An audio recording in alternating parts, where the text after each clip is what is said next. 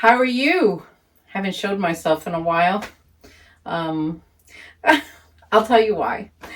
I tried to let my hair start growing in gray because I have a lot of gray hair. And I thought, well, now that I'm home worm farming and gardening and just cooking and making my hermit crab stuff, I thought, well, um, I could let my hair go gray. And then it was like this long. And looked in the mirror and I'm like, I can't do it. I'm too young. I don't like the way it looks. I like black, black hair, but I don't know. I just can't. I tried. I can't. So anyway, this is an update. I had to well, I had to color it again. So anyway, how have you been? I'm bringing back my starter colonies and I'm really excited about that this autumn and winter. And I'm going to have some African night crawlers through the winter. I have a supplier I'm going to work with. And he's like, I trust him. I don't work with many suppliers. I just don't, because I have a really high standard of customer service. And if someone doesn't meet it, then I stay away. That's just me. But I'll be shipping also worms from here. Probably the starter colonies are going to come out of my wormery. But I want to show you why I'm able to do this again. So you remember I had a knee injury. Well, I have finally finished physical therapy. I went to see my surgeon. I don't need surgery.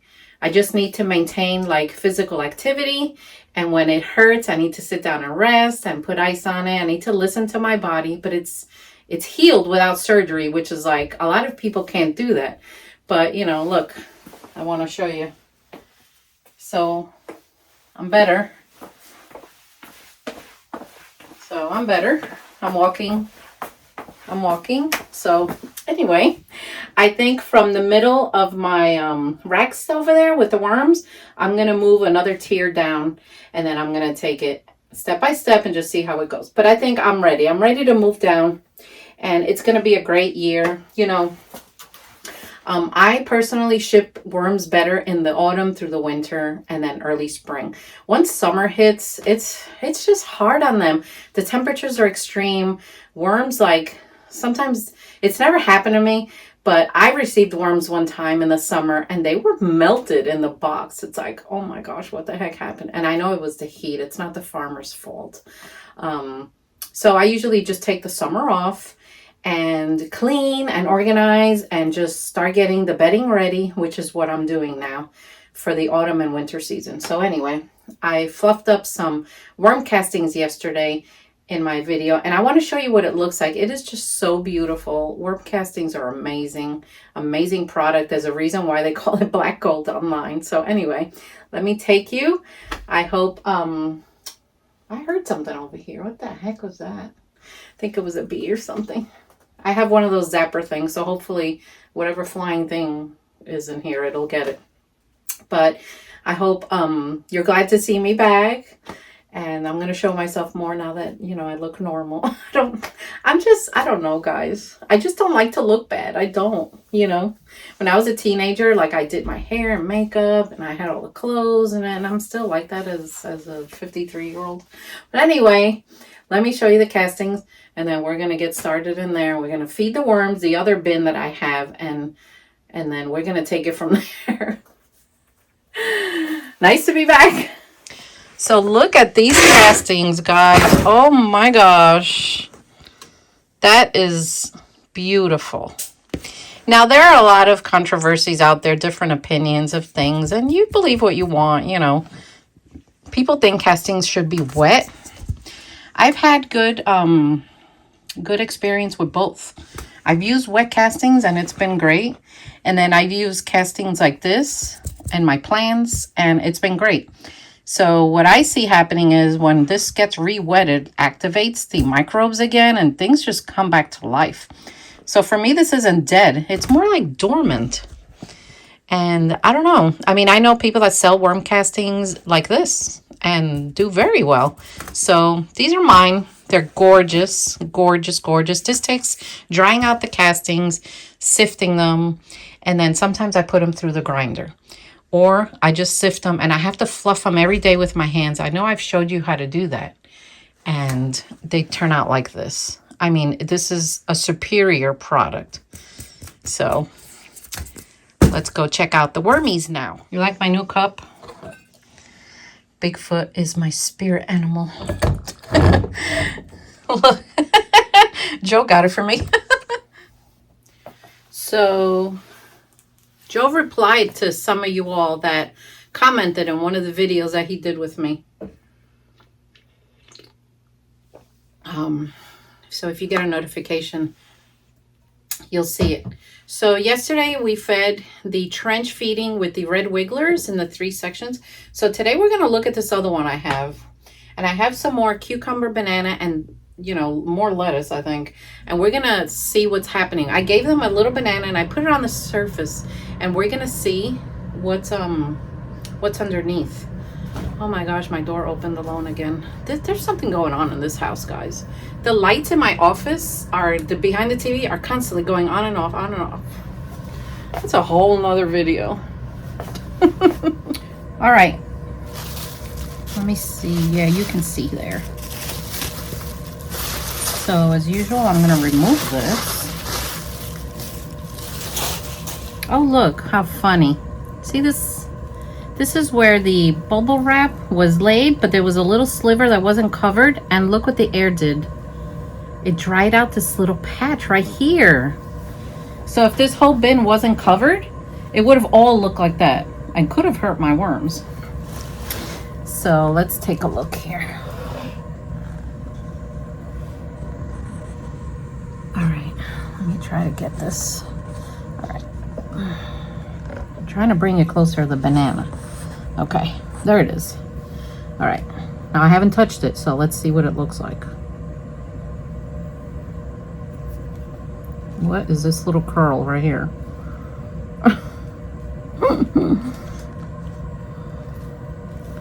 Well, the banana curled, so they made a little home in there. Oh, how cute. Look at them. They're little guys. Look how cute they are. They're young, but they're growing. They grow very fast. So when I put my worm starter colony up for sale again, it comes with this bedding, and this bedding is living bedding. It just is. Everything in here is alive, and it has cocoons. Look at all the cocoons. They're like everywhere. I call it the affordable way to worm farm, but I don't think anyone's copied my quote yet, because people like to copy my quotes, which I think I take as a compliment. If you know, I just do. But look, they are thriving. So when you get a worm starter colony, I send you this, right? And I mix this with peat moss and I ship it. So you take your package and you dump it in your bin. Now it's going to be dry because it's going to have peat moss. And you just start wetting it with water and going like this gently, wet and gently. When the whole thing is wet, you cover it with wet newspaper, a damp box, and a damp box. Oh my gosh, I can't see. And then you just leave it alone. Worm starter colonies need time for the babies to eat whatever you're going to feed them, and for the cocoons to hatch. You know, cocoons take about 30 days to hatch, and that's how you get it started. But you know, instead of buying them by the pound, which can be expensive, and in today's economy, my gosh, it's just a nice way to get started raising worms. It just is. And I can do it really affordable. So that's the plan. So you let me know, because I've gotten a lot of messages, emails, and things from people, which I am so grateful for, that you guys even want my products and, you know, want to watch me. I've gotten emails asking me, hey V, when are the worm starter colonies coming back? And I'm like, I'm ready. I was ready. I was waiting to continue this process until I got the okay from my doctor and from the physical therapist that I'm basically ready to just go back to my normal life. So, and now is the time. So I'm fluffing it up. They definitely need to be sifted or divided. But I'm going to give them back their banana. And you know, guys, I'm glad that I'm able to do this now more and give you guys an update on what's happening, you know, with my life. Next month, I am going Bigfoot hunting again, but this time I'm going to go by myself. And I'll try to film a little bit out there and show you guys what's happening. So if you haven't pressed that subscribe button yet, do so. Give me the thumbs up, watch, share with family and friends.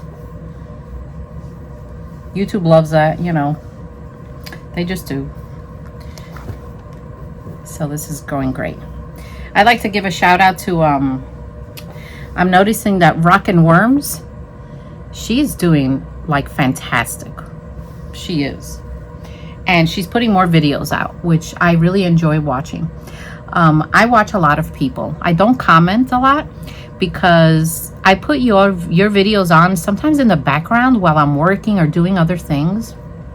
So I can't sit and watch, but I do watch, and she's doing great. Her name's Jane. Really doing great. Nice lady. So keep it up, Jane. Keep it up. And if you have any questions or need help, just reach out to me. You know I'll help you. So these guys are great. So it's time for me to start making worm chow again also. So I gave them the banana here. Let me feed them over here so I could get rid of this cucumber. You know, I don't know about you guys or the countries that watch me, but the food here is just not the same like it used to be. Me and Joe were talking about that the other day. It's just not. So I'm going to give them cucumber and a banana. So after they're done with this feeding, that's when I'm going to start the drying process and harvesting. Now these will probably take a little longer than the one I gave lettuce to. Lettuce usually disappears very fast. And it just does. So I have a supplier I work with, and he's going to ship African night crawlers for me through the winter.